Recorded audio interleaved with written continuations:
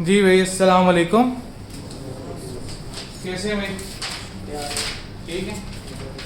अच्छा जी, लास्ट हमने कौन से क्वेश्चन तक कर लिया था? 26 तक कर लिया था। नहीं, क्वेश्चन नंबर 27 ओपन करते हैं। सवाल नंबर 27। सबसे पहले क्या पढ़ेंगे? क्वेश्चन नंबर 27 की रिक्वायरमेंट में क्या कह रहा है? आपने क्या बनाना है? Machine account, accumulated depreciation account and disposal account. तो सबसे पहले क्या बनेगा? मशीन अकाउंट बनेगा। और मशीन अकाउंट किस में बनेगा? कॉस्ट पे बनेगा। हमने कहा ठीक है। अच्छा जी, हाँ जी, कौन सी तारीख को एसेट खरीदा? 1/7/21 को। कितने का खरीदा? 1,60,000 का। मेथड कौन सा था? Straight line. मेथड क्या था? Reducing balance method. रेट कितना? 10%। On 1st April 2023, Abdullah and Company exchanged a machine with Ali and Co. And the cost of the new machine was 1,44,000 and cash paid was 1,12,000। इसका मतलब है 2021 में तो कोई addition कोई डिस्पोजल नहीं हुआ, तो साल के आखिर में क्या करते हैं? 31/12/21 क्लोजिंग बैलेंस। साल का एंड कब हो रहा है? सवाल साइलेंट है। साइलेंट होने की सूरत में ईयर एंड कब होगा? 31 दिसंबर को एंड होगा। तो 31 दिसंबर 2012 को क्लोजिंग बैलेंस 1,60,000। पिछले साल का क्लोजिंग, अगले साल का ओपनिंग बन गया कितना? 1,60,000। फिर 2022 में कोई एडिशन कोई डिस्पोजल, तो 22 में भी कोई एडिशन डिस्पोजल नहीं है। तो 31/12/22 को क्लोजिंग बैलेंस कितना आ गया? फिर से 1,60,000। फिर पिछले साल का क्लोजिंग, अगले साल का ओपनिंग बन गया कितना? 1,60,000 का। ठीक है। अब इस साल में क्या हुई?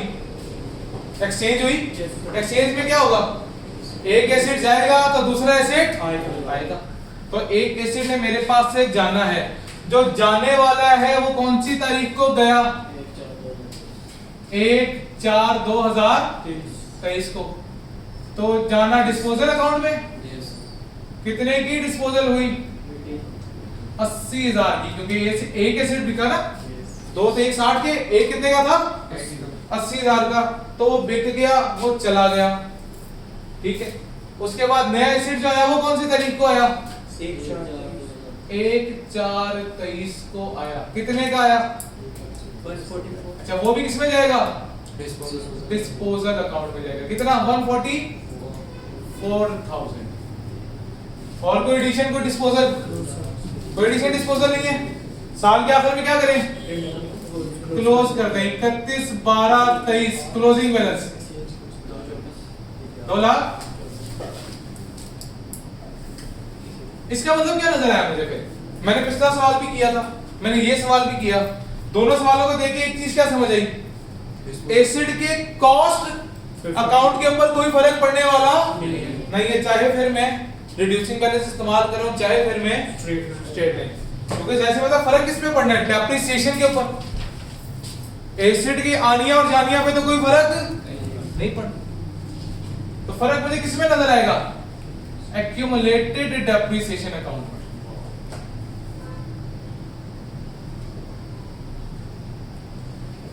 एसेट कौन सी तारीख को खरीदा था?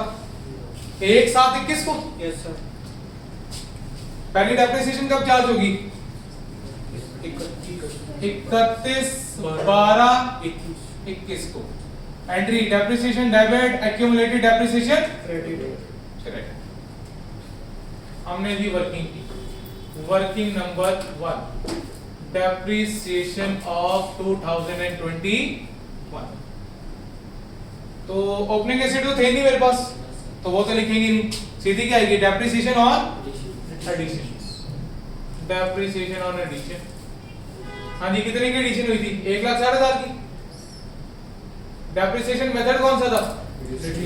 Reducing balance. पहले साल हमेशा डेप्रिसिएशन किस पे चार्ज होती है? कॉस्ट पे चार्ज होती है।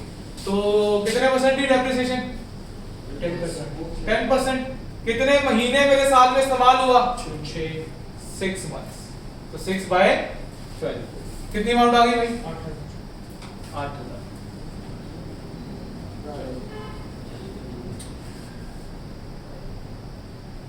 साल के आखिर में क्या कर दिया? क्लोज कर दिया। कितना? 8,000। पिछले साल का क्लोजिंग, अगले साल का ओपनिंग बना, और फिर साल के आखिर में क्या की? डेप्रिसिएशन चार्ज की। इसके लिए क्या की? Working number 2 16,000। Depreciation of 2022। इसमें क्या की? Depreciation on opening assets excluding disposals at WDV। हाँ जी, अब मुझे क्या चाहिए थी? ओपनिंग एसेट्स चाहिए थी, लेकिन WDV वाली।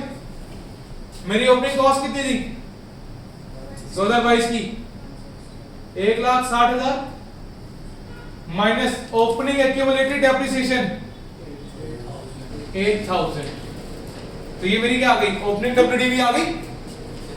क्या इनमें से कोई एसेट बिके, कोई डिस्पोजल हुई? इसका मतलब है ये वो एसेट है साल के पहले दिन से लेकर साल के आखिरी दिन तक मेरे पास मौजूद है। तो इनका फुल ईयर डेप्रिसिएशन चार्ज कर देते हैं 10% जी। 15,000। कोई एडिशन हुई? कोई एडिशन नहीं हुई। तो यही मेरे साल की क्या बन गई? डेप्रिसिएशन बन गई 15,000। साल के आखिर में क्या कर दिया? इसको क्लोज कर दिया। कितना आ गया? 23,000। पिछले साल का क्लोजिंग, अगले साल का ओपनिंग बन गया 23,200। साल के आखिर में क्या करेंगे? डेप्रिसिएशन चार्ज करेंगे। उसके लिए क्या की? Working number 3। Depreciation of 2023।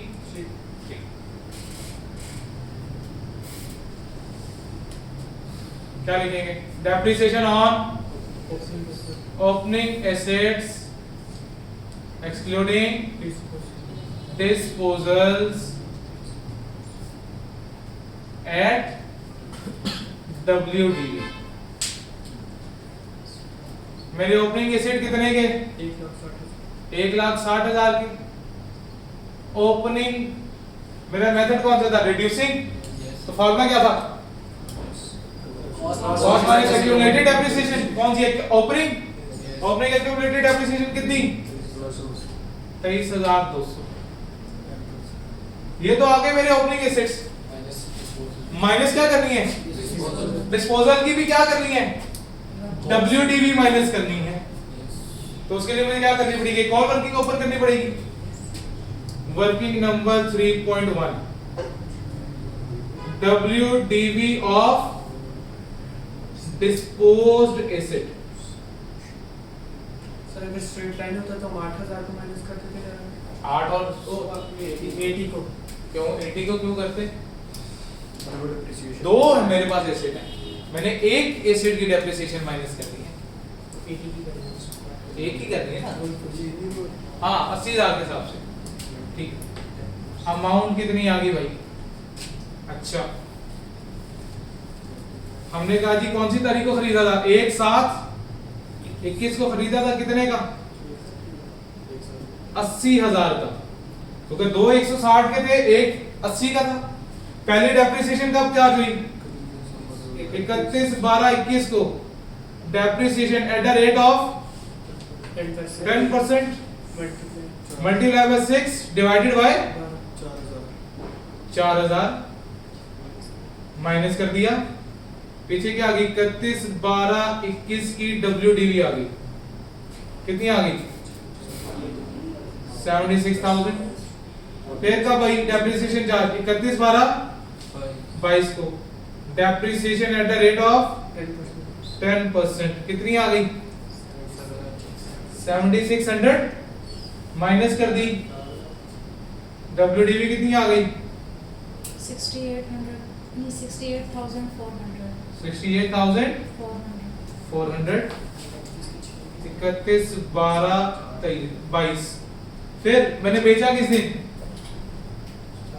1/4 को 1/4/23 तक की depreciation at the rate of 10%। कितने महीने इस्तेमाल हुआ 4 क्यों 4 में तो इस्तेमाल पहले दिन में किया, तो मल्टीप्लाई बाय 3 डिवाइडेड बाय कितना आ गया 1710 माइनस कर दें तो WDV निकाल दें 66,690 लेकिन मुझे भी क्या चाहिए सिर्फ ओपनिंग WDV, मुझे क्या चाहिए कौन सी तारीख को 2023 का 1/1/23 को 1/1/23 का मतलब क्या है 31 12 22 क्या WDV है इसका मतलब है मैं 68,400 क्या कर दूंगा माइनस कर दूंगा। अब वो एसिड बचेंगे जो साल के पहले दिन से लेकर साल के आखिरी दिन तक मेरे पास मौजूद है, तो उनके ऊपर फुल ईयर डेप्रिसिएशन चार्ज कर देंगे 10%। कितना आ गया 6840। फिर क्या होगा डेप्रिसिएशन ऑन एडिशंस, कितने की एडिशन हुई 1,44,000 पहला साल है तो अभी तक डेप्रिसिएशन तो कोई चार्ज हुई नहीं, मल्टीप्लाई बाय 10% कितने महीने इस्तेमाल हुई 9 मंथ्स इनटू 9 डिवाइडेड बाय 12 10,800। फिर क्या होगा डेप्रिसिएशन ऑन डिस्पोजल वाले के एसिड को मैं यहां से उठा लूंगा वर्किंग नंबर 3.1 से, क्योंकि इस साल की डेप्रिसिएशन मैं ऑलरेडी यहां पे कैलकुलेट कर चुका हूं। ये 3 मंथ्स की मैंने कैलकुलेशन यहां पे परफॉर्म कर ली है। कितनी है 1710। तो तमाम एसिड की डेप्रिसिएशन आ गई मेरे पास। अब इनका क्या कर दो टोटल कर दो 19,350। ये मैंने यहां से क्या कर दिया ऐड कर दिया, और फिर जो मैंने एसिड बेचा 1/4/23 को वो किधर जाएगा, उसकी एक्यूमुलेटेड डेप्रिसिएशन भी खत्म होगी। एग्रीड? कब से कब तक की डेट ऑफ परचेज से लेकर डेट ऑफ सेल तक की। तो डेट ऑफ परचेज से लेकर डेट ऑफ सेल तक की मुझे एक्यूमुलेटेड डेप्रिसिएशन चाहिए। उसका फार्मूला क्या था कॉस्ट माइनस WDV। तो कॉस्ट कितनी थी 80,000, WDV कितनी थी 66,690। तो कितना बच गया 13,310। तो जी 13,310 की डेप्रिसिएशन थी जो साल के पहले दिन से लेकर डेट ऑफ परचेज से लेकर डेट ऑफ सेल तक की चार्ज हुई भी थी इसके अंदर, वो हमने निकाल दी। सर ये उस फार्मूले से निकाल सकते हैं, वो था कॉस्ट माइनस रेवेन्यू वाली मंथली रेट और मल्टीप्लाई फिर वो एक्यूमुलेटेड मंथ्स नहीं, वो स्ट्रेट लाइन का ये रिड्यूसिंग बैलेंस है। रिड्यूसिंग बैलेंस में वो तरीका अप्लाई नहीं करते, वो स्ट्रेट लाइन के लिए फार्मूला, क्योंकि उसमें हर साल डेप्रिसिएशन बराबर होती है, चेंज नहीं होती। इसके अंदर चेंज आता है तो इसके अंदर कैलकुलेशन नहीं कर सकते। हाँ इसके अंदर एक शॉर्टकट है, लेकिन वो तब जब मैंने कहा था कि 3-4 साल हो ना तो तब वो शॉर्टकट अप्लाई करना है, अदरवाइज वो शॉर्टकट अप्लाई नहीं करना। वो जब आएगा कहीं तो उसके बारे में बात करेंगे। सर थोड़ा बड़ा बना। अच्छा ये दोनों ऐड करिए, माइनस कर दो। साल के आखिर का क्लोजिंग बैलेंस आ जाएगा 29,240। ले मशीन अकाउंट भी बन गया और एक्यूमुलेटेड डेप्रिसिएशन अकाउंट भी बन गया। अब क्या रह गया डिस्पोजल अकाउंट, हाँ जी, डिस्पोजल अकाउंट में मशीन कितने की थी? 80,000। एक्यूमुलेटेड डेप्रिसिएशन कितने की थी? 13,310 की। बेचा तो पैसा आया, कैश डेबिट डिस्पोजल अकाउंट कितने का बेचा? कैश कितना आया? 1 लाख। हाँ, कैश आया ही नहीं, देखा? कैश पे किया कैश पे किया, क्योंकि मैं तो कर रहा था एक्सचेंज। तो कैश कितना पे किया? 1,12,000। और जो नई मशीन आई वो कितने की आई? 144,000 की आई। अब क्या जी? अरे वो डिस्पोजल की अमाउंट कितनी है? कौन सी? डिस्पोजल की है ऊपर से ऊपर हाँ, ये अमाउंट कितने से आई है? ये नहीं वर्किंग है। हाँ जी, दोनों का बैलेंस शीट फिगर कैलकुलेट कर लें कि कौन सी साइड भारी है? डेबिट से डेबिट साइड भारी है। डेबिट में से क्रेडिट साइड माइनस कर दो तो ये पीएनएल का क्या आ गया? लॉस आ गया। कितना? 34,690। चलो 34,690, ये मेरा क्या आ गया? लॉस आ गया।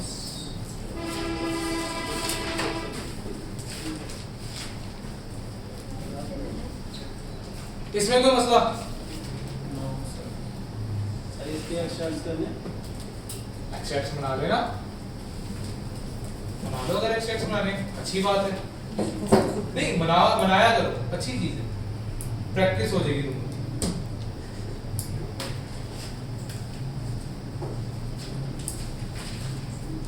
अच्छा, एक ना टेबल दिया हुआ है अपने पेज पे, उसमें ना गलती से एक चीज लिखी गई है।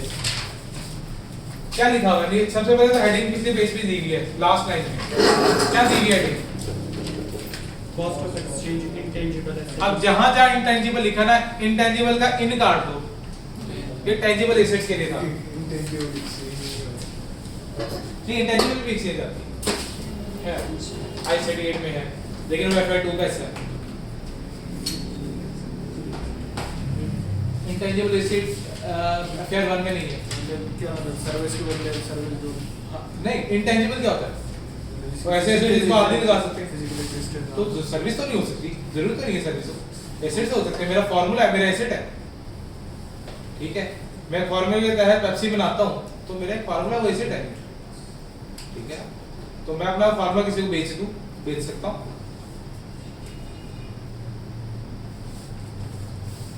अभी वो टॉपिक नहीं है। अभी जहां जहां आपको इंटेंजिबल का नजर आ रहा है टेबल में भी, वो टेबल को भी ठीक कर दें, सारों के इन काट दें।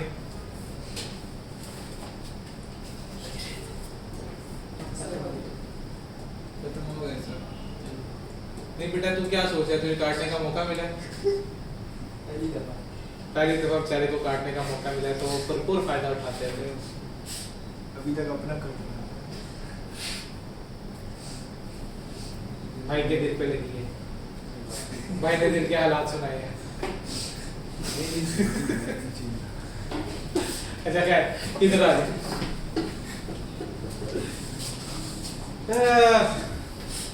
क्या करूं? बस अच्छा, कई जगह पता क्या होगा, आप एक्सचेंज कर रहे होगे इसे, लेकिन आपको एक्सचेंज में उसकी कॉस्ट नहीं बताई जाएगी। जो नया एसेट आप लेकर आ रहे हो, आपको उसकी कॉस्ट मालूम नहीं होगी। लेकिन अब बेसिकली आपने क्या करना है? कॉस्ट ऐड करनी होती है ना। डेप्रिसिएशन किस में चार्ज हो रही है? कॉस्ट में चार्ज हो रही है, ठीक है? तो आपको नए आने वाले एसेट की कॉस्ट ही नहीं पता। तो अगर आपको नए आने वाले एसेट की कॉस्ट नहीं पता, तो फिर क्या कंसीडर करोगे उसकी कॉस्ट?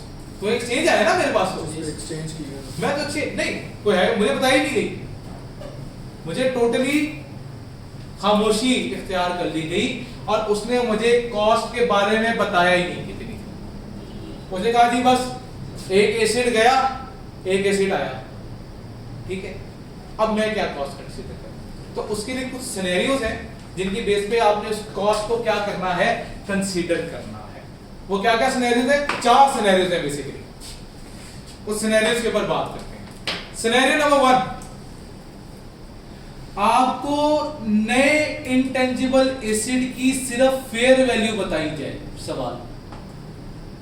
सवाल में क्या किया जाए? सिर्फ नए एसिड की फेयर वैल्यू बताई जाए। तो वो ठीक है, फिर नए एसिड की फेयर वैल्यू बताई है, वही मेरे लिए क्या बन जाएगी? कॉस्ट कंसीडर हो जाएगी। ओके होगी बात? ये तो स्लाइड नंबर 1 है, सिंपल सा है, सबसे आसान है, सीधा है कि भाई मुझे फेयर वैल्यू बताई, नए एसिड की, कहानी खत्म हो गई, वो मेरे लिए क्या बन गई? कॉस्ट बन गई। ओके। दूसरा सिनेरियो क्या है? Fair value of new acid is not given. नए एसिड की फेयर वैल्यू नहीं पता, बट पुराने एसिड की फेयर वैल्यू पता है, नॉट WDV। ये चीज याद रखना, पुराने एसिड की फेयर वैल्यू पता है, WDV की बात नहीं। There is a difference between WDV and fair value. तो अगर मुझे पुराने एसिड की फेयर वैल्यू पता है, तब मेरी कॉस्ट क्या होगी? तो अगर पुराने एसिड की मुझे फेयर वैल्यू पता है, तो मैंने एसिड दिया ना, तो उसकी फेयर वैल्यू पता थी मुझे पुराने एसिड की। अगर उस पुराने एसिड को देकर नए एसिड लेने में मैंने कोई पैसे पे किए, तो वो फेयर वैल्यू में ऐड हो जाएंगे, ठीक है। लेकिन किसकी बात कर रहा हूं? फेयर वैल्यू की, WDV की बात नहीं हो रही। WDV तो वो जो मेरे एसिड मेरे खातों में लिखे हुए। फॉर एग्जांपल मैं कहता हूं जी, मेरी WDV लिखी हुई थी 50,000, यानी कि सारी डेप्रिसिएशन मान के मेरे खातों में लिखी थी, लेकिन वो एसिड में मार्केट में कितने का बेच सकता था?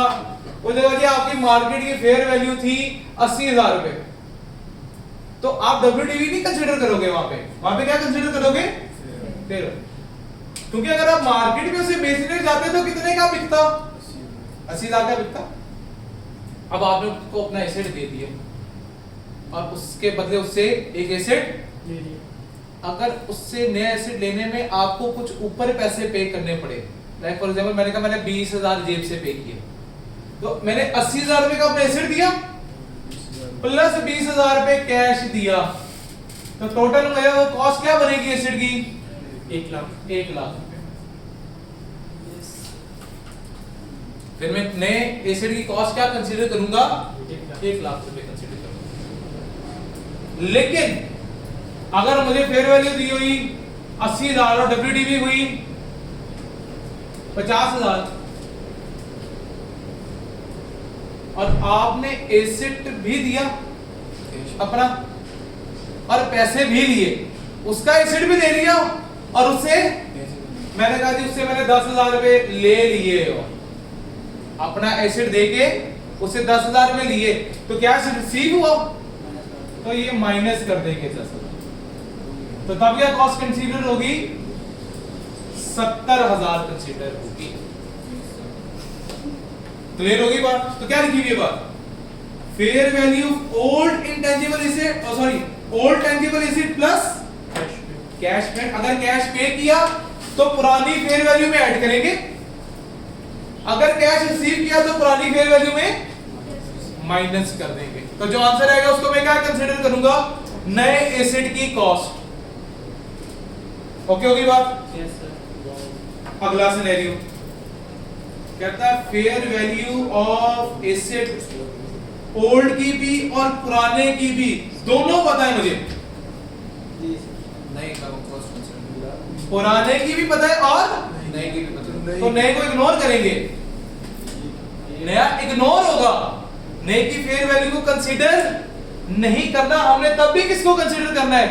पुराने की फेयर वैल्यू, और अगर उसमें कोई पैसा दिया तो ऐड होगा, कोई पैसा दिया तो माइनस हो जाएगा। अगर दोनों की फेयर वैल्यू पता है, नए एसिड की भी और पुराने की। तो तब नए को इग्नोर करना है। मेन किससे कंसर्न है मेरा? पुराने एसिड, क्योंकि मैं पुराना एसिड कितने का बेच सकता था मार्केट में? वो है ना समय मेरी अपॉर्चुनिटी, वो अपॉर्चुनिटी मैं लूज कर रहा हूं। नए की नहीं है कंसिडरेशन, मैं पुराना को क्या कर रहा हूं, लॉस कर रहा हूं अपॉर्चुनिटी। तो पुराना एसिड मेरे से जो है वो एज अ अपॉर्चुनिटी लूज हो रहा है, तो मेरे लिए वो कॉस्ट है। ठीक होगी ना बात? सर ये दोनों की सेम होती क्या जो भी हमने पुराने वाली ले ली ना, हमें से कंसर्न नहीं है नए वाला क्या था। सर अगर दोनों ना ही दिए हो, हैं ना ही दिए हो तो दोनों ही ना दिए हो, नहीं दोनों न्यू वाले हो। क्या मतलब? दोनों न्यू एसेट एक्सचेंज हो रहे सर। नहीं। एक मिनट, ये कौन सी ये एक बार दोबारा सोच, ये तूने कौन सी अलग किस्म की चीज मारी है? मैंने बोला ना कि अगर हमें फेयर वैल्यू दोनों पुरानों की मिली हो, हैं? ये कब हुआ? एक पुराने के पुराना जल्दी पुरानी इसी टाइम ऐसे ही सोचो। ये कब हुआ? सर क्या था ऊपर वाला वैल्यू यही था। क्या बात तो हमने बात की थी, पहला सिनेरियो था कि मुझे नए एसिड की फेयर वैल्यू पता है, तो पुरानी की भी पता है। नहीं पहला सिनेरियो तो सिर्फ नए की पता है, तो जो नए की पता है वो मेरे लिए कॉस्ट है। लेकिन अगर मुझे सिर्फ पुराने की पता है तो उसके अंदर कोई कैश गया तो ऐड होगा, कोई कैश आया तो माइनस होगा। अगर मुझे दोनों की फेयर वैल्यू पता है, नए की भी और पुरानी। तब भी मैंने किसको कंसीडर करना है? पुराने। पुराने वाले को। और पुराने वाले में अगर कोई कैश पे किया होगा तो प्लस करेंगे। ऐड कर देंगे, कोई कैश रिसीव किया होगा तो Less करेंगे। माइनस कर देंगे। लेकिन चौथा सिनेरियो देखो। मुझे दोनों ही नहीं पता फेयर वैल्यू, ना नए की ना और पुराने की, ना नए की ना, तो अगर मुझे दोनों की फेयर वैल्यू नहीं पता तब फिर मुझे मेरे पास क्या रहेगी मजबूरी? WDV। किसकी? पुराने की। तो जो पुराने की WDV होगी उसको कंसीडर करेंगे, और उसके अंदर कोई कैश पे किया होगा तो प्लस करेंगे। ऐड हो जाएगा, कोई कैश रिसीव हुआ होगा तो माइनस कर देंगे। तो इसको मैं as a cost of new asset consider करूंगा। तो ये चार सिनेरियोस हैं, ठीक होगी बात? अब इसके ऊपर हम करेंगे क्वेश्चन नंबर 20। तो 2 मिनट लगाएं, सवाल पढ़ लें ताकि फिर हम सवाल को शुरू कर सकें।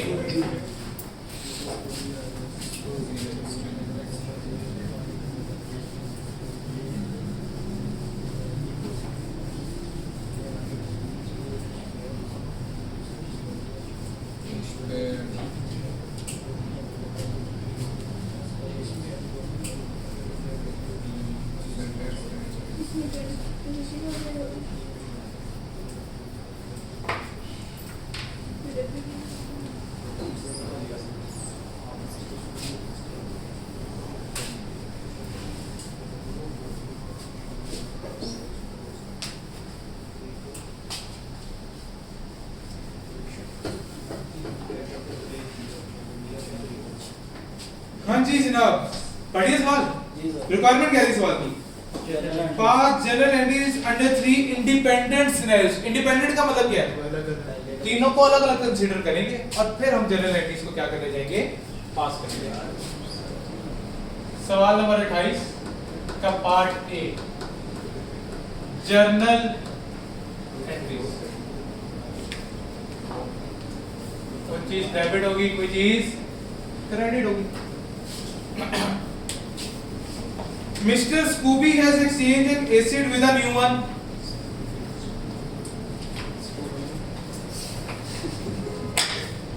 The cost of old acid and its accumulated depreciation of disposal is 2 lakh and 2 lakh क्या है? कॉस्ट कॉल्ड एज पुराने की कॉस्ट 65,000 क्या है? accumulated पुराने की accumulated depreciation। ओके, उसकी वजह से मैं WDV निकाल सकता हूँ। तो मैं WDV निकाल लेता हूँ ओल्ड एसिड की। यहाँ पे वर्किंग करेंगे, working one WDV of old asset. जी WDV कैलकुलेट करने का फार्मूला, कॉस्ट कितनी? 2 लाख माइनस एक्यूमुलेटेड डेप्रिसिएशन 65,000, 1,35,000। चलो एक चीज तो मुझे कैलकुलेट हो। सर इसकी जरूरत ही नहीं तो निकाल के क्यों? उसके तो अगले किसी पार्ट में जरूरत पड़ती है, 3 पार्ट है ना। इसके बाद क्या आ गया? Cash paid to settle the transaction was 90,000। हमने जेब से कितने पैसे पे किए? 90,000। पार्ट है क्या? फिर market value of new asset is 2 lakh. 50,000। हमें सिर्फ नए एसेट की फेयर वैल्यू पता है, तो हम क्या करने लगे? एक्सचेंज करने लगे। पहले तो एक्सचेंज की एंट्री बताओ। New asset debit, new asset debit. Asset क्या, एसेट का नाम क्या था? एसेट ही था। लो जी, नया एसेट क्या हो गया? डेबिट हो गया। कितनी कॉस्ट पे अभी नहीं पता, उसके बारे में बात करेंगे। पुराना एसेट चला गया, एसेट ओल्ड वाला वो कितने का था? 2 लाख का। वो मेरे पास से चला गया। उसकी एक्यूमुलेटेड डेप्रिसिएशन वो भी चली गई, वो डेबिट हो गई। कितने से? 65,000 से। अब और क्या कहा उसने? Fair value of new asset is 2,50,000। नए एसेट की फेयर वैल्यू कितनी है? तो क्या उसी को मैं कॉस्ट कंसीडर कर लूं? यस। ठीक है जी, 2,50,000। कैश कितना पे किया आपने? तो जब कैश चला गया मेरे पास से, तो कैश क्या हो गया? कितने से? 90,000 से। बताओ जी कौन सी साइड हैवी है? डेबिट साइड हैवी है, कैश साइड कम है। माइनस कर दो, 25,000 तो ये क्या आ गया? PNL balance. ये मुझे क्या हो गया? 25,000 का प्रॉफिट। प्रॉफिट हो गया। क्रेडिट हो रहा है पीएनएल, तो इसका मतलब है प्रॉफिट। यहां तक बात ओके? यस। बी पार्ट पे आओ। बी पार्ट में क्या था? नया एसेट आया, पुरानी डेप्रिसिएशन खत्म हुई। पुरानी डेप्रिसिएशन कितनी खत्म हुई? वो तो 65,000 की खत्म हुई। पुराना एसेट मेरे पास से चला गया। कितने का गया? 2 लाख का चला गया। कैश मैंने कितना पे किया? 90,000 का पे किया। ऐसे ही हुआ। अब सिर्फ क्या रह गया? Cost of new asset calculate करना। अब सिनेरियो क्या बता रहा है? Fair value market value of new asset is not known and fair value market of old asset is. पुराने की फेयर वैल्यू क्या है? 1,25,000। और उसके साथ मैंने क्या किया है? 90,000 का कैश भी पे किया है, तो वो ऐड हो जाएगा। मैंने अपना एसेट भी दिया और साथ में 90,000 भी दिए, तो कितना हो गया टोटल? तो 2,15,000 उसकी नए एसेट की वैल्यू कंसीडर की जाएगी। क्लियर होगी बात? Yes sir. अब बताओ कौन सी side heavy? Credit side credit side heavy है। क्रेडिट में से डेबिट माइनस कर दो, 10,000 तो पीएनएल में क्या आ गया? 10,000 का लॉस आ गया। सिनेरियो नंबर 2 ओके हो गई बात? सिनेरियो नंबर 3 पे आ जाओ। एसेट ऑफ नए एसेट की कॉस्ट मुझे नहीं पता क्या है। एक्यूमुलेटेड डेप्रिसिएशन मुकमका हो गई। कितनी थी? 65,000। पुराना एसेट था, उसका भी मुकमका हो गया। कितने का था? 2 लाख का था। और मैंने पैसे भी पे कर दिए 90,000। आ गया? अब सिनेरियो सी क्या था? पढ़ते हैं। Fair value market of old and new asset is not known. दोनों ही नहीं पता, तो मैं डब्ल्यूडीवी में जाऊंगा। और डब्ल्यूडीवी में अगर मैंने कोई पैसा जेब से दिया होगा तो ऐड कर देंगे, और अगर कोई लिया होगा तो पैसा दिया या लिया है?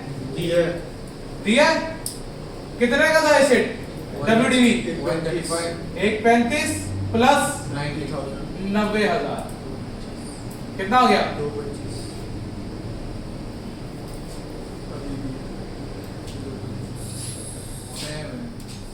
ना एसेट में प्रॉफिट हुआ ना लॉस।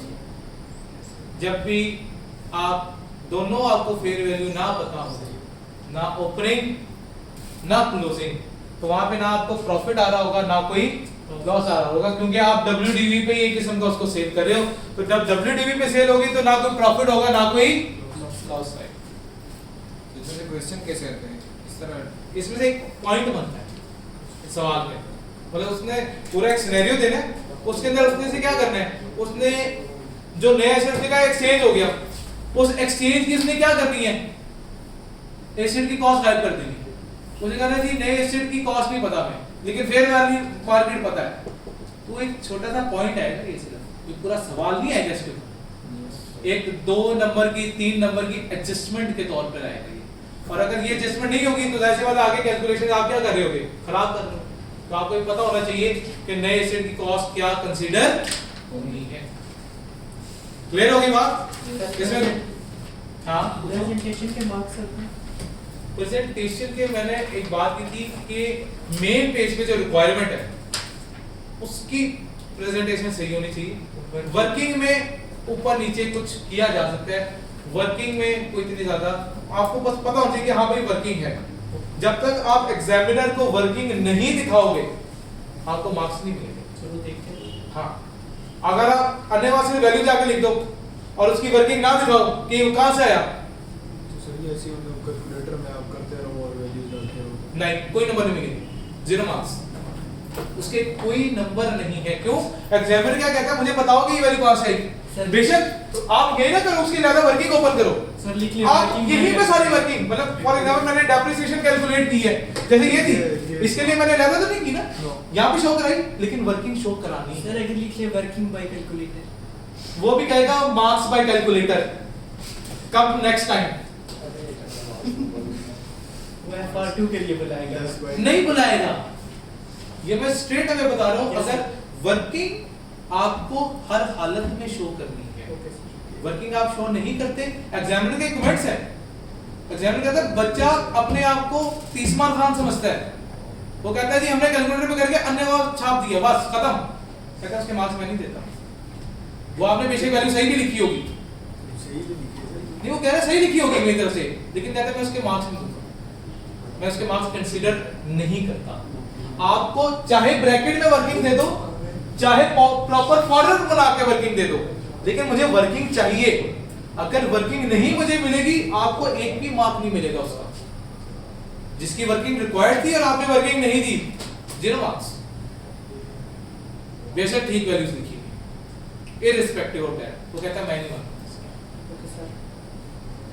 तो वर्किंग जिसकी भी करनी है वो शो करनी है, चाहे ब्रैकेट में चाहे अलग से, दैट इज योर चॉइस। इसमें उसने आपको खुली छूट दे दी है कि वर्किंग जिस तरह से मर्जी करके मुझे दे दो, मुझे फर्क नहीं पड़ता, मुझे वर्किंग चाहिए।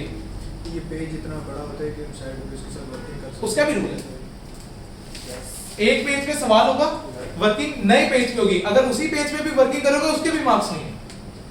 वर्किंग हमेशा नए पेज पे, वर्किंग उस पेज पे नहीं करनी जिस पेज पे आपके सवाल है। लेदर पेज होता है या वही उसी के अंदर पेज नंबर 1 आपने बनाया, उसके बाद मेन फॉर्मेट बनाया, पेज नंबर 2 उसके बाद जाके आपने अगर आप पेज नंबर 2 पे वर्किंग कर रहे हो और सवाल पेज 1 पे पूरा ही नहीं आया तो आप 3 पे चले जाओ, फिर आप 3 पे जाओगे, फिर उसके नीचे वर्किंग लिखोगे बीच में। Please turn over to page number this, नीचे एक नोट दे दोगे पीडीओ करके ना, पीडीओ करके आप पेज नंबर लिख दोगे, इस पेज पे बाकी आपका वहाँ सवाल, से continue हो रहा है। हाँ वहां से कंटिन्यू, कोई मसला नहीं।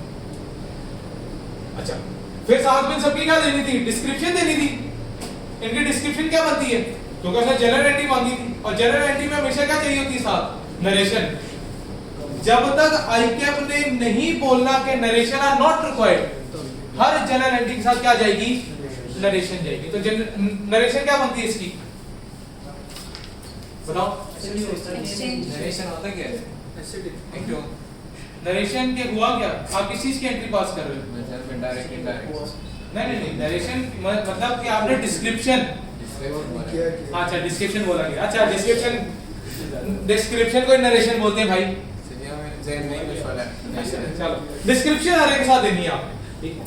तो क्या डिस्क्रिप्शन है इसकी, एसिड एक्सचेंज, एसिड हमने क्या किया है, एक्सचेंज किया है। चलो बोलेगा तो लिखेंगे, वो बोलेगा तो भी लिखेंगे, वो नहीं बोलेगा तो भी लिखेंगे, सिर्फ तब नहीं लिखनी जब वो लिखे नरेशन आर नॉट रिक्वायर्ड। जब तक साइलेंट है नरेशन लाजमी है, नरेशन के भी मार्क्स हैं, नरेशन नहीं दोगे मार्क्स कट हो जाएंगे। क्लियर होगी बात? बजा सर अभी पहला पेज करेंगे ना। मुझे पता है मेरे भाई, अब हम उसी की तरफ आने लगे। चलो एक और सवाल है, हाँ जी। इंक पेन से लिख सकते हैं पेपर? नहीं, इंक पेन से ना फैल जाती है, वो ऐसा कागज है ना उसके ऊपर इंक फैल जाती है। और हाँ, यहाँ पे वो वाला काम ना करना वो जो एफएससी में करते आए थे, हेडिंग मार्कर से उसके बाद सॉल्यूशन पेन से, ये ना काम नहीं करना। डिजाइन के कोई मार्क्स नहीं है यहाँ पे। सर वो खाना के लोगों को बता दो। एक ही पेंसिल का ये पर्सनल अटैक था। अच्छा खैर छोड़ो इसके। चलो अंडरलाइनिंग वगैरह हैं? कोई साइड पे लाइन नहीं, कोई स्केल पकड़ के लाइन नहीं लगानी, ये मेरी लाइन ये तेरी लाइन, ऐसा कुछ नहीं है। कोई ऐसा काम नहीं करना वहां पे। बराए मेहरबानी ऐसा कोई कारनामा अंजाम ना दीजिएगा जो रिक्वायर्ड ना हो। रिक्वायर्ड ना हो। आपने सिर्फ उतना काम करना है जितनी सवाल की रिक्वायरमेंट है, उससे ज्यादा आप नहीं करें। अगर उससे ज्यादा करेंगे तो अपने साथ ज्यादती करेंगे, पेपर का टाइम जाया करेंगे और वक्त पे पेपर मुकम्मल नहीं होगा। बहुत सिंपल सी बात। लो जी, हाँ जी, अब जरा थोड़ी सुतेरे बहन भाइयों की बात कर लें। सगों की तो बड़ी बातें हो गई, अब थोड़ा सा सुतेलों को याद कर लेते हैं। सुतेले कौन थे? Unit of production method, sum of digit method और सर्विस आवर मेथड। तो जरा उनकी बातें कर लेते हैं। यूनिट ऑफ प्रोडक्शन मेथड क्या है? थोड़ी सी उसके बारे में बात करते हैं। What is unit of production method? जितने यूनिट्स बनाऊंगा उतनी डेप्रिसिएशन चार्ज होगी, जितने यूनिट्स नहीं बनाऊंगा मेरी डेप्रिसिएशन भी चार्ज नहीं होगी। तो इसका मतलब क्या हुआ? इसका ताल्लुक किसके साथ हुआ? एक्टिविटी के साथ। एक्टिविटी के साथ जब ताल्लुक हुआ तो एक चीज तो ध्यान में बिठा लो, अब ये फिक्स कॉस्ट नहीं रही, यस सर, ये क्या हो गई?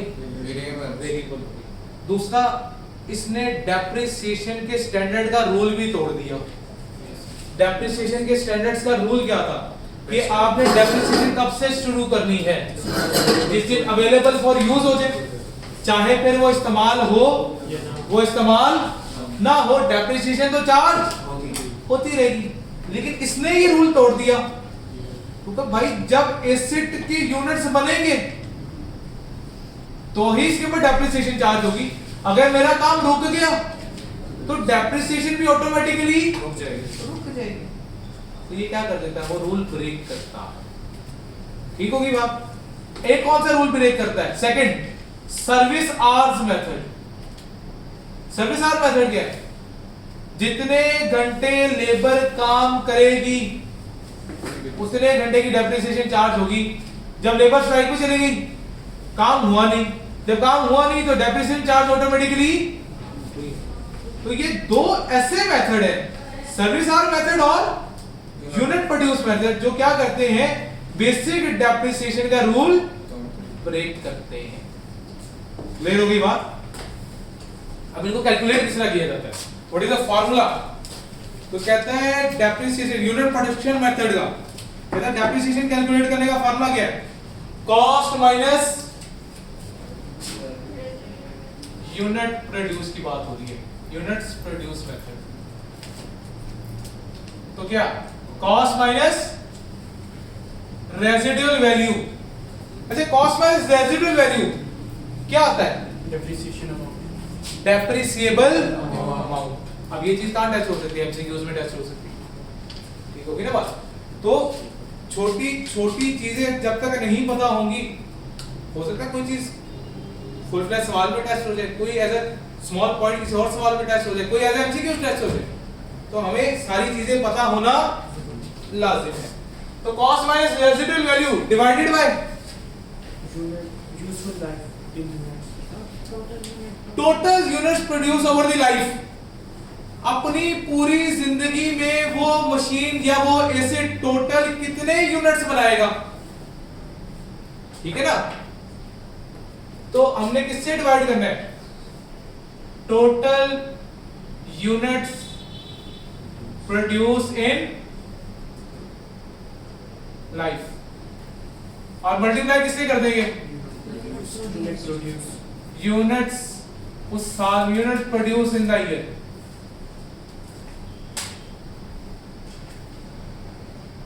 जिस साल की depreciation calculate in current year कह दो इन करंट ईयर जिस साल की डेप्रिसिएशन कैलकुलेट करने लगे उस साल में कितने यूनिट्स प्रोड्यूस ये किए पर यूनिट की आ गई और फिर उसको यूनिट प्रोड्यूस से मल्टीप्लाई कर हाँ बिल्कुल एग्जैक्टली ऐसे ही और इसी तरह क्या है सर्विस आर मेथड में क्या कह रहा है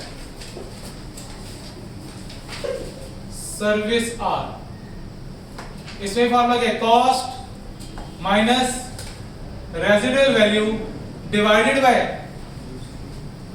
total hours in life multiply by hours utilized in current year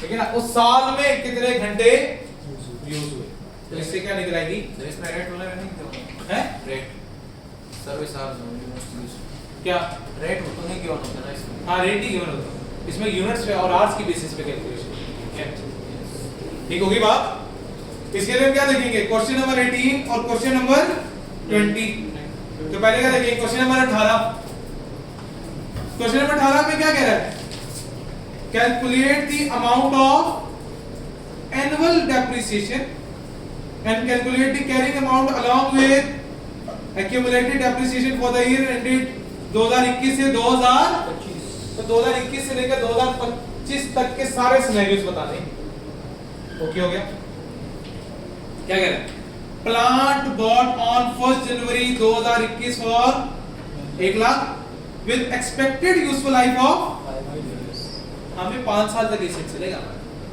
and a residual value of 10,000 and the plant can be used to produce 7500 units over its life and the entity years end on 31 December and the depreciation method is units of production method unit of production method क्या है इसमें useful life क्यों दी है useful life क्यों दी हुई है वैसे काम करने के लिए क्योंकि बच्चा अक्सर क्या करता है यूजफुल लाइफ दी हुई होती है तो उसमें आप उसके अंदर कंसीडर कर लेते हो उस चीज को जब उसके अंदर कंसीडर करोगे तो आपका सवाल गलत हो जाएगा और आपको कोई भी मार्क नहीं मिल रहा होगा वैसे तो बता दिए 5 साल चलेगा 5 सालों में कितने कितने यूनिट्स प्रोड्यूस होंगे वो भी बता दिए कितने यूनिट प्रोड्यूस होने थे 7500 यूनिट्स इन 5 सालों में हमने कहा ठीक है अब सबसे पहले मुझे क्या करना था calculate the amount of annual depreciation हर साल की डेप्रिसिएशन कैलकुलेट करनी थी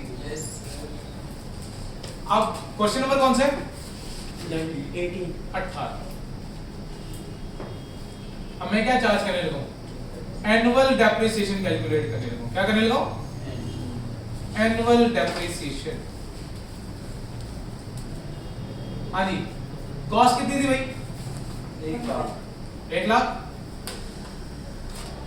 minus residual value 10,000 divide by useful life 70 अब यूजफुल लाइफ से मुराद क्या था यहाँ पे नंबर ऑफ यूनिट्स 5 साल है लिख देना यहाँ पे तो डिवाइड बाय 7500 हर साल की डेप्रिसिएशन निकालनी है पहले साल कितने यूनिट्स प्रोड्यूस हुए कितने 1500 दूसरे साल 1800 तीसरे साल 1200 अगले साल 2000 उससे अगले साल 1000 अब ये क्या हो गया ये मैंने अपनी कैलकुलेशन थोड़ी क्या कर ली शॉर्ट कर ली हर साल को जो अलग अलग कैलकुलेट करने जाता मैंने एक ही साथ रेशियो डाल के हर साल की कैलकुलेशन एक ही साथ परफॉर्म कर दी लेकिन कैलकुलेटर में जब करने जाओगे तो अलग अलग ही करना पहले क्या करोगे इसको इस पे डिवाइड करके 1500 में मल्टीप्लाई करोगे बताओ 18,000 फिर 1500 को मिटाओगे कैलकुलेटर पे और क्या लिखोगे 1800 21,600 फिर उससे अगले साल 14,400 24,000 24,000 और 12,000। लो जी, पहले साल की डेप्रिसिएशन, दूसरे साल की डेप्रिसिएशन, तीसरे साल की, चौथे साल की और हर साल की डेप्रिसिएशन कैलकुलेट ओके होगी बात। फिर मुझे क्या करना था, ये तो एनुअल डेप्रिसिएशन आ गई, पार्ट ए हो गया। पार्ट बी में क्या करना था, हर एक की कैरिंग अमाउंट भी बतानी थी, उसकी साथ में एक्यूमुलेटेड डेप्रिसिएशन भी बतानी। पार्ट बी तो कैरिंग वैल्यू और कैसे कैलकुलेट होती है, और कौन कौन से साल थे मेरे पास, 2021 से लेकर 2025 तक। लो जी 2000, चलो सीधा ही कर लेता हूँ फिलहाल। वैसे आप इसको किस फॉर्म में लिखते हो, डिसेंडिंग ऑर्डर में, ठीक है, लेकिन मैं फिलहाल सिखाने के लिए क्या कर रहा हूँ, असेंडिंग ऑर्डर में लिख रहा हूँ, ठीक है, ताकि भी हमें बात समझ आ सके। 2021 से शुरू होंगे, 2021, 2022, 2023, 2024 और 2025। सबसे पहले क्या आएगी, कॉस्ट। क्या कॉस्ट में कोई चेंज आता है, कॉस्ट में कोई चेंज नहीं आता, तो वो क्या रहेगी हमेशा 1 लाख की रहेगी, उसमें तो चेंज नहीं होना। लेस क्या करते हैं इसके अंदर से, एक्यूमुलेटेड डेप्रिसिएशन। जी एक्यूमुलेटेड डेप्रिसिएशन के लिए क्या करेंगे, 18,000 हाँ जी, पहले कितना था 18,000। इस 18,000 में हम क्या करेंगे, 21,600 ऐड कर देंगे, कितना हो गया टोटल। इसके साथ एक और कॉलम बना लेना, किसका, ये तो डेप्रिसिएशन का था ना, इसके साथ क्या बना लो, एक्यूमुलेटेड डेप्रिसिएशन। कितनी आ गई 18,000, फिर क्या आ गई 39,600, 54,000 54,000, 78,000 78,000 और 90,000 90,000। ये जाके लिख दो यहाँ पे 39,600, 54,000, 78,000 और 90,000। ये यहाँ से मैंने क्या कर दिया, माइनस कर दिया, पीछे क्या बच गई, WDV कितनी, 82,000 82,000, 60,400, 46,000 46,000 22,000 कितना, 22 22,000 और 10 और 10,000। लो जी, हर साल की एक्यूमुलेटेड डेप्रिसिएशन भी बता दी और हर साल की WDV भी बता दी। क्लियर होगी बात, इसमें कोई मसला। लो जी, सवाल नंबर 20 पढ़ लें, question number 20।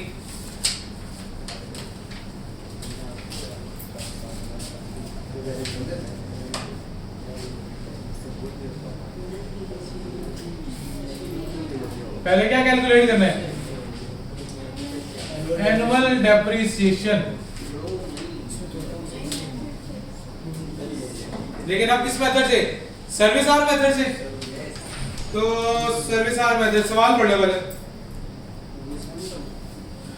Plant was bought on, अच्छा 1 जनवरी 2023 को काट के 2021 कर लो। क्वेश्चन 20, 2023 को काट के 2021 कर दें, क्या कह रहे हैं, plant was bought on 1 January 2021 for 1,90,000 with expected useful life of 5 years and the residual value of 10,000 and the plant can be used up to 5,000 hours over its life. The entity year end on 31 December and the actual hours worked has been 800, 1,200, 1,500, 900 and 600 from the year 2021 to 2025. Depreciation method is service hours method. फिर वही बात आ गई, पहले मुझे क्या calculate करना है, annual depreciation calculate करनी है। एसेट की कॉस्ट कितनी थी, 1,90,000 minus residual value 10,000 divided bye useful hours, service hours 5,000 5,000 multiply by पहले साल 800 1200 1200 1500 1500 900 900 600 ले एनुअल डेप्रिसिएशन कैलकुलेट करते हैं 28,800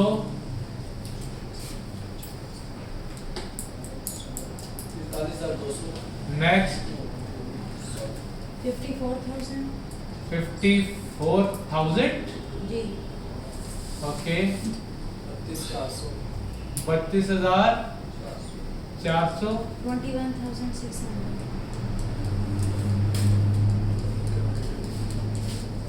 हर साल की डेप्रिसिएशन आ गई। इसमें कोई मसला क्योंकि ये क्या है, हमने वो फार्मूला लगाया cost minus residual value divide by useful service hours multiply पहले साल के आवर्स, दूसरे साल के आवर्स, तीसरे साल के आवर्स और चौथे साल के आवर्स, हर एक की रिस्पेक्टिव आवर्स से मैंने क्या कर दिया मल्टीप्लाई कर दी और मेरे क्या आ गई एनुअल डेप्रिसिएशन आ गई। बी पार्ट में क्या करना था? accumulated depreciation। अच्छा वैसे ये डेप्रिसिएशन आ गई तो साथ ही क्या बना लो एक्यूमुलेटेड डेप्रिसिएशन भी बना लो। कितनी आ गई? 28,800 72,000 72,000 1,26,000 1,26,000 1,58,400 180 1,80,000 जी 2021 2022 2023 2024 और 2000 क्या आएगी सबसे पहले कॉस्ट तो वही रहेगी 1,90,000 वो तो चेंज होने वाली नहीं है।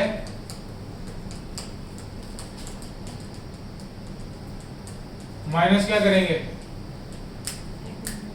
एक्यूमुलेटेड डेप्रिसिएशन तो कितनी है 28,800 72,000 1,26,000 1,58,400 और 1,80,000 1,26 है ले जी WDV कैलकुलेट कर लें 1,61,200 1,61,200 1,18,000 1,18,000 64,000 64,000 31,600 31,600 10,000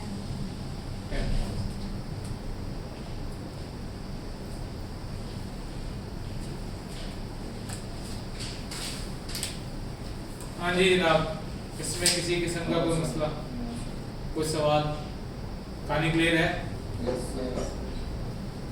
तो ये एक मेथड रह गया कौन सा सम ऑफ डिजिट मेथड। अब हम किसकी बात करने लगे हैं? सम ऑफ डिजिट मेथड की बात करने लगे हैं। अच्छा जी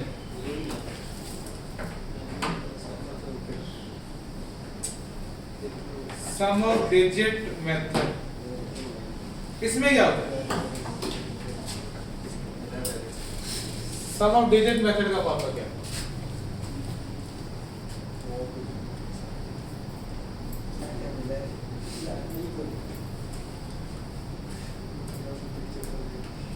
उसका फॉर्मूला क्या? Cost minus residual value divided by sum of years multiply by remaining years।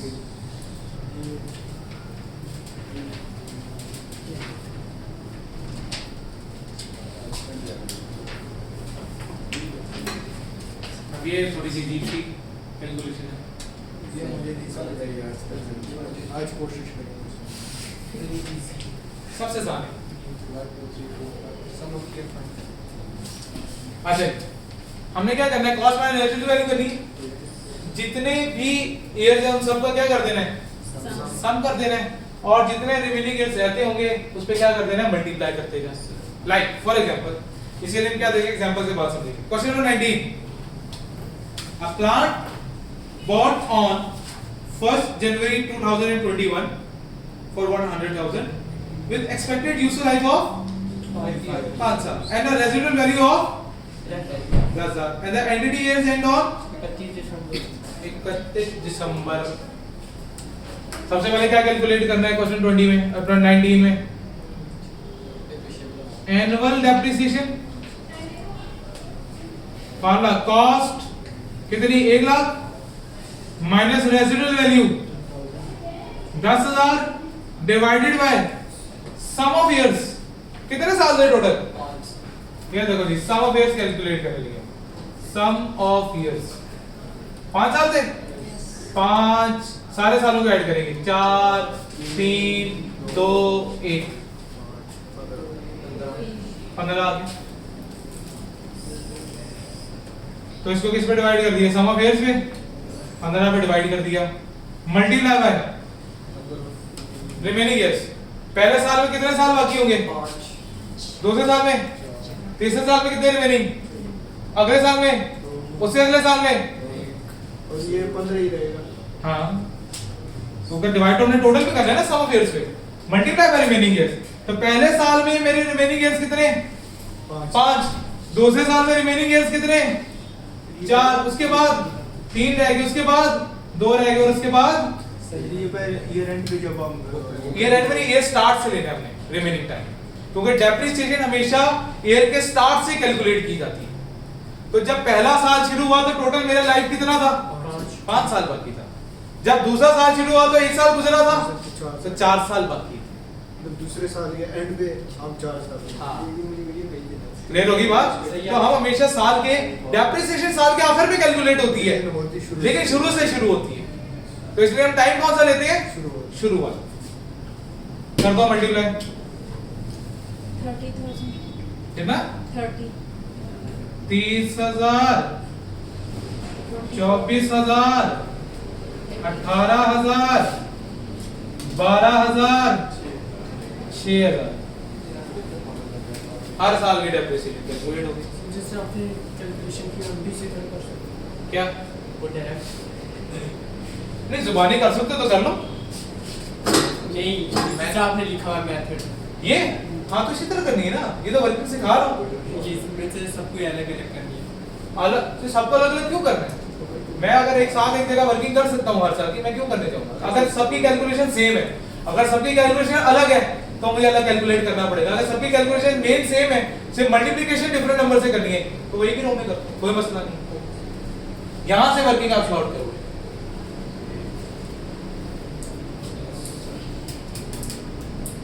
Low ji, B part में क्या करना था, उसकी एक्यूमुलेटेड डेप्रिसिएशन बतानी थी हर साल की, उसकी डब्ल्यूडीवी बतानी थी हर साल की। ये जरा आप लोग कैलकुलेट करते मुझे फटाफट। इसमें तो वो अलग है, मसला नहीं है आपको कौन सा वाला, इन तीनों।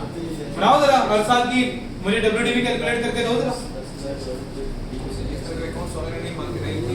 हाँ अभी का अकाउंट्स ही मांगे, अकाउंट्स अपने तौर पे बनाने बना लो, नहीं इसमें मांगते हैं, क्वेश्चन आती है इसमें।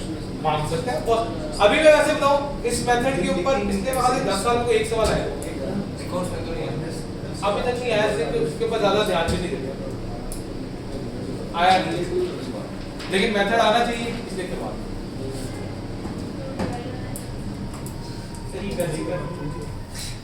ये होगा का बात है, एक चीज करने को कहा कब से करे, होमवर्क भी दे जैसे ये होमवर्क ये वीडियो ब्लर वाला डाली एक्सरसाइज समझने आ रहा है। जो वीडियो देख रहे हैं मेरे से और ये